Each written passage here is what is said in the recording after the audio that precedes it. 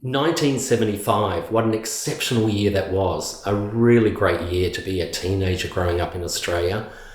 I lived at Wollongong, which is south of Sydney. It was my hometown. My best friend Mark lived there as well, and we both discovered this little band called Skyhooks, who went on to become the kings of Australian music in 1975. As 1975 dawned, Darwin was recovering from Cyclone Tracy. 80% of the houses were destroyed, and sadly 71 people lost their lives. In 75, the population of Australia was a huge 13 million people. Yes, half of what it is today. The Vietnam War had finally come to an end after 19 years and the soldiers were returning home. For $25,000, you could buy a rather good house in any of the capital cities. We also got this thing called Bank Card, our first credit card. It happened a few months before in 1974, just in time for Christmas. So by the time 1975 rolled along, you had all these Australian families who were suddenly bankrupt. They'd spent all their money on Bank Card and owed them.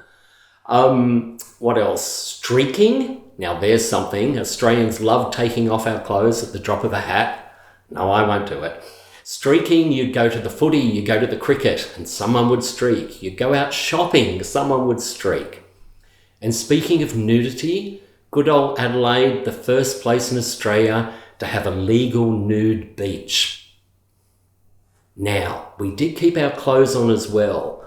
I have to say, 70s fashion in Australia is unique. Nothing comes close. There were some appalling outfits, but there was kind of some cool things as well. And in 2023, if you go out and get a good 70s item, it's considered super retro now. So maybe the 70s weren't too bad for fashion after all. Let me tell you about the music we were listening to in Australia in 1975. Skyhooks continued their reign with Living in the 70s, a massive album, the biggest selling Australian album. They also released a second album that year, Ego Is Not a Dirty Word, and that debuted straight away at number 1 and became the second biggest selling Australian album. I ran out and bought Suzi Quatro's Quatro album, while Mark went to Kmart and bought TNT by AC/DC. And on the singles front, we had Pilot with January, we had ABBA with Mamma Mia, and The Hooks with Horror Movie. And of course, Fox on the Run. What a giant song that was and a favourite of mine. 1975 was also the last Sunbury Music Festival in Melbourne. They had 4 Sunburys and that was the very last one in 75, so that was a bit sad. Music magazines, they were well represented in 1975 with the debut of Ram, Duke and Scream magazine, and we spent our pocket money on all 3 of those magazines. Split Enz. The Enz arrived in Sydney from New Zealand and played their first gig in Oz at the notorious Bondi Lifesaver. It seems strange now thinking back that only 5 years later I would be working in the Split Enz office in Melbourne. Popular movies in Australia in 1975, they included Jaws, One Flew Over the Cuckoo's Nest, Earthquake, Dog Day Afternoon, Picnic at Hanging Rock. Now, Picnic was the biggest movie after Jaws in Australia. Not bad for a little Aussie movie. Sunday Too Far Away, starring Aussie icon Jack Thompson. The Box, The Rocky Horror Picture Show, all seen at the newly opened multiplex cinema in Wollongong. 3 screens. Can you believe that? 3 screens. How lucky were we at Wollongong? Some lesser known movies shown in Australia in 1975. The Man from Hong Kong, and not to be outdone, That Lady from Peking, and one movie that even escaped Australian audiences, and that was called Pure Shit.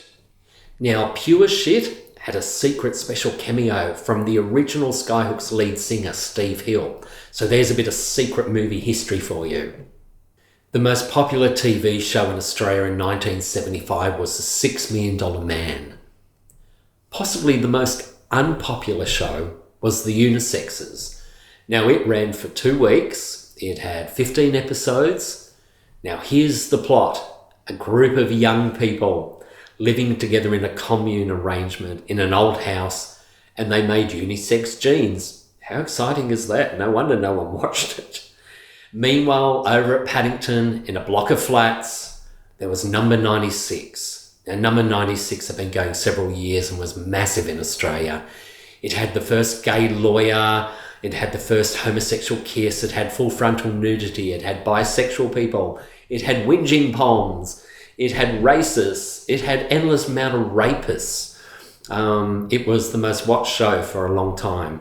In January 1975, the agonising wait came to an end as number 96's pantyhose strangler was finally revealed.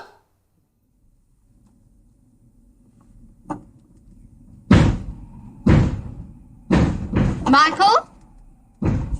Michael, is that you?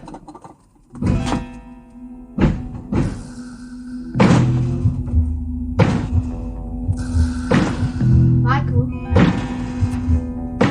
Michael?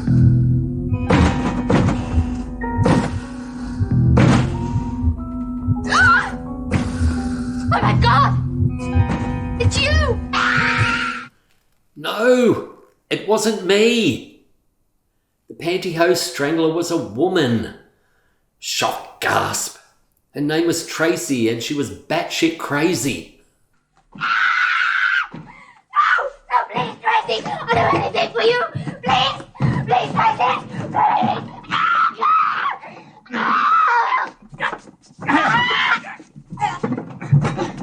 Hold it, boy!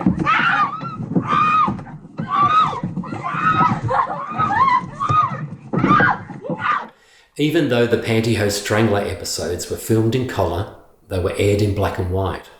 Colour TV had not started in Australia. We had to wait till the 1st of March 1975, midnight to be precise. Who could forget the Wollongong matriarch, Aunty Jack and her cohorts, trying to prevent colour rising up on our TV screens?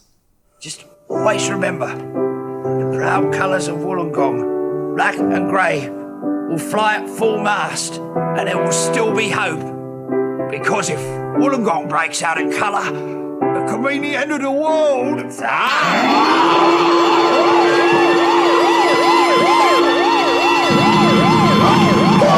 Aunty Jack, the colour! It's leaking through the window! Pooh, a filthy thing all over my new carpet! Look, it's still in the room! How are we going to breathe? Quick half of the Wollongong air! I'll try and hold it down. There it is.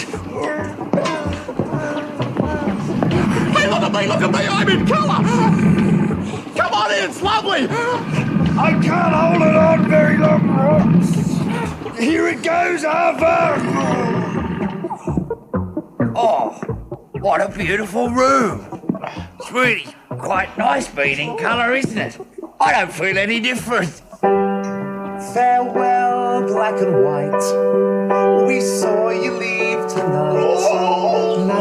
And remember, all you kiddies, don't you watch colour jokes on black and white television, because if you do, I'm going to jump through your sets and rip your bloody pink arms off. And I will too. A spin-off character from the Aunty Jack show was Norman Gunston, whose own show debuted in 1975. A secondary spin-off from the Aunty Jack show were 4 standalone episodes called Wollongong the Brave. Raise your heads high, see a Bursiana sky, Wollongong the Brave, which put Wollongong on the map. Or some may say removed it forever. 4 dead in Paddington bomb blast. So said the front pages of Sydney's newspapers, the media confusing TV soap with reality. Yes, number 96 again, the bomb.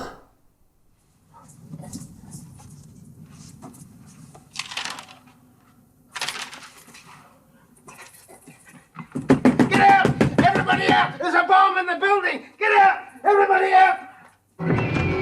Mrs. McDonald! Mrs. McDonald, there's a bomb in the building! Everybody out! Mrs. McDonald! There's a bomb in the building! Everybody out! Everybody out! Everybody out! Everybody out! There's a bomb in the building! Everybody out! There's a bomb in the building! Bomb in the building! Everybody out! Everybody out! Keep Get away! Get away! Keep clear of the building! Get away! Get everybody out! There's a bomb in the building jumping up at 6 o'clock! Clear the bar! Yes? Get everybody out! Get out of the way! Keep clear of the building! There's a bomb! Get away! What's the matter with us in the office? You gotta get out! There's a bomb in the building! Keep it off at 6 o'clock!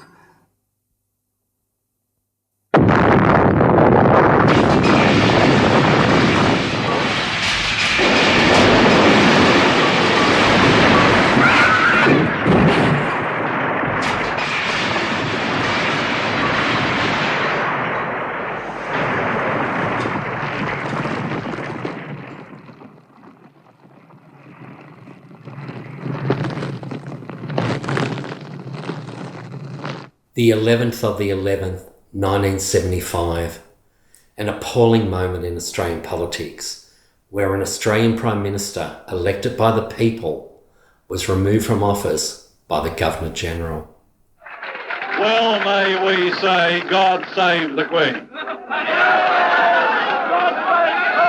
Because nothing will save the Governor-General.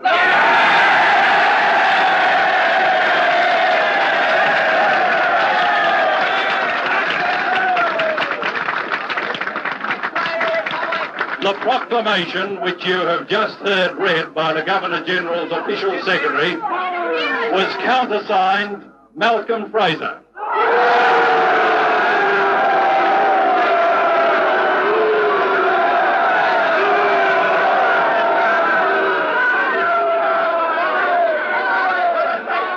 Who will undoubtedly go down in Australian history from Remembrance Day 1975 as Kerr's Kerr. 1975 ended on a high for us. After several failed attempts, Skyhooks were finally coming to Wollongong. We could hardly contain our excitement when we read the headline in the local paper. We were lucky enough to sneak into the sound check and the gig. It totally blew our little minds. We're fans for life. 1975, what can I say? It was a truly amazing year. Every single part of it, the music, being a teenager in Australia in the 70s, it really rocked.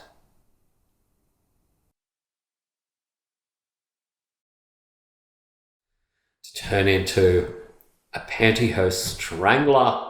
Oh!